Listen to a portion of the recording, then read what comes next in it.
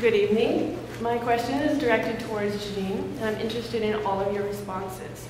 I grew up in a generation where we were taught to be worried about the destruction and the poisons in our environment. And now I'm a mother, and I'm concerned about my children and my grandchildren's future. Can you share with me a long-term vision, please?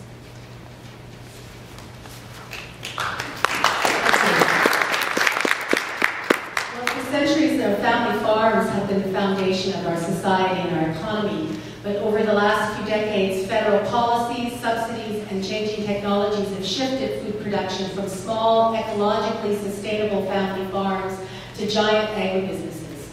This shift has given multinational corporations control over our food supply. Meanwhile, farmers increasingly have to rely on off-farm income to survive. So our vision for food security and safety is to move food production away from these agribusinesses, away from factory farms where the animals are crowded in inhumane and unhygienic conditions, creating the risk of serious health threats from whether it's toxic spinach to mad cow disease or swine flu. We believe the agribusiness approach to industrialized agriculture is at the root of a lot of these problems. There also needs to be serious changes with the Canadian Food Inspection Agency because it has a credibility problem.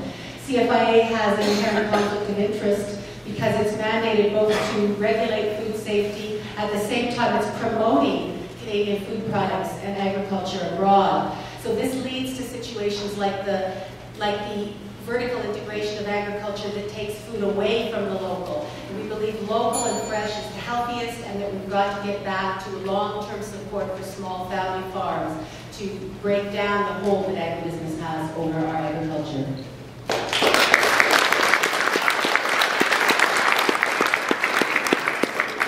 Thank you very much for that question.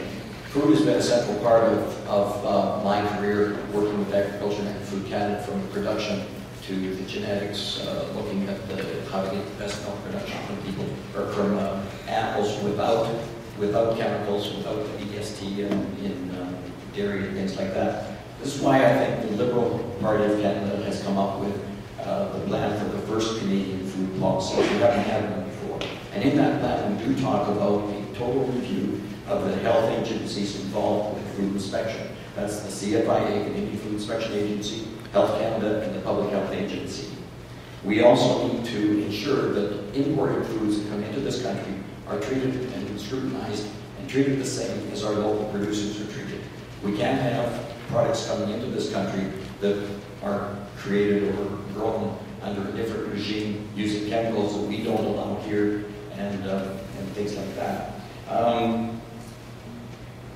This food policy review, I think, is critical. We do need, as Janine said, to make sure that our producers get enough income to continue being producers. And that's another thing that we're talking about under our Liberal plan. We listen to the producers. We've heard them concerned about their lack of business risk management for them to be able to make a living and stay on the farms. Thank you.